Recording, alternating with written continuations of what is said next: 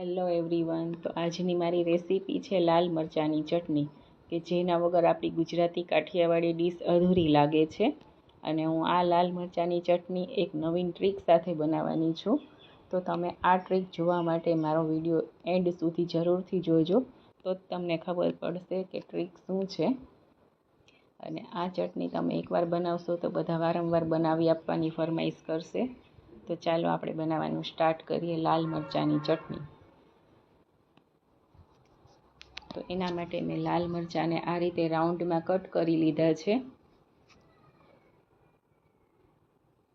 અને આ છે 10 થી 12 કળી લસણ, આ છે લીલા ધાણા અને 2 ચમચી સિંગનો ભૂક્કો.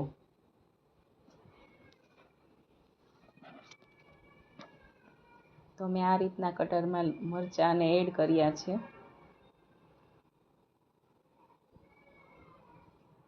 મરચાં એડ કર્યા પછી આપણે એમાં લસણની કળી એડ કરવાની છે. હવે એમાં લીલા ધાણા એડ કરવાના છે.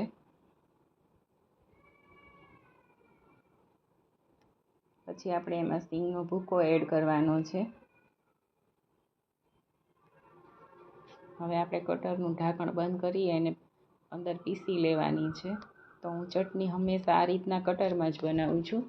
મિક્સરમાં બનાવવાથી એકદમ પીસાઈ જાય છે અને કટરમાં આખા ભાંગી રહે છે, જેનો ટેસ્ટ ખૂબ સારો આવે છે.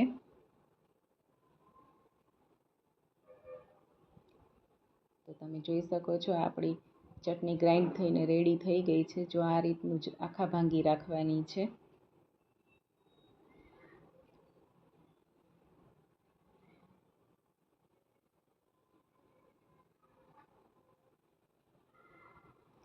તો હવે ચટણી માટે આપણે વઘાર રેડી કરીએ. તેલ ગરમ થાય એટલે એમાં આપણે 1/2 ટીસ્પૂન જીરું એડ કરવાનું છે. જીરું તતડે એટલે આપણે એમાં હિંગ એડ કરવાની છે. હિંગ ફૂટે એટલે આપણે એમાં આપણી ચટણી એડ કરવાની છે. અને 5 થી 7 મિનિટ માટે આપણે એને સાંતળવાની છે, જેથી કરી લસણની કચાશ દૂર થઈ જાય અને ચટણીમાં શાઇનિંગ પણ આવી જાય. હવે આપણે બરાબર હલાવતા રહેવાનું છે એને.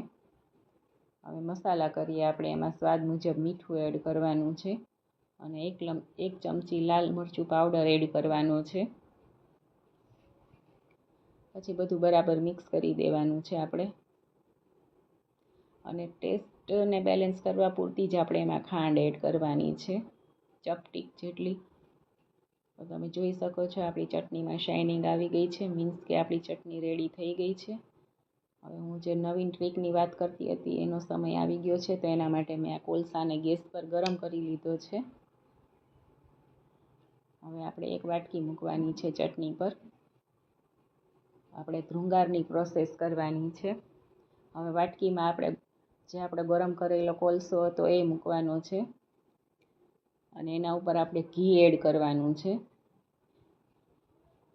અને પછી આપણે ઉપર ડીશ ઢાંકી દેવાની છે, જેથી કરી એની ધ્રુંગારની સ્મેલ આપણી ચટણીમાં બેસી જાય અને એક સ્મોકી ફ્લેવર આવી જાય, જેનાથી આપણી ચટણીનો ટેસ્ટ ખૂબ સારો આવશે. તો આ છે આપણી નવીન ટ્રીક, ધ્રુંગારવાળી લાલ મરચાંની ચટણી. તો તમે જોઈ શકો છો આપણી ચટણીમાં ધ્રુંગાર બેસી ગયો છે. 5 મિનિટ પછી આપણે ઉપરથી ડીશ ખોલી દેવાની છે. તો તૈયાર છે આપણી ધ્રુંગારવાળી લાલ મરચાંની ચટણી. હવે આપણે કોલસાનું વાટકી હતી એ ઉપરથી લઈ લેવાની છે અને બરાબર આપણે ચટણી મિક્સ કરી દેવાની છે.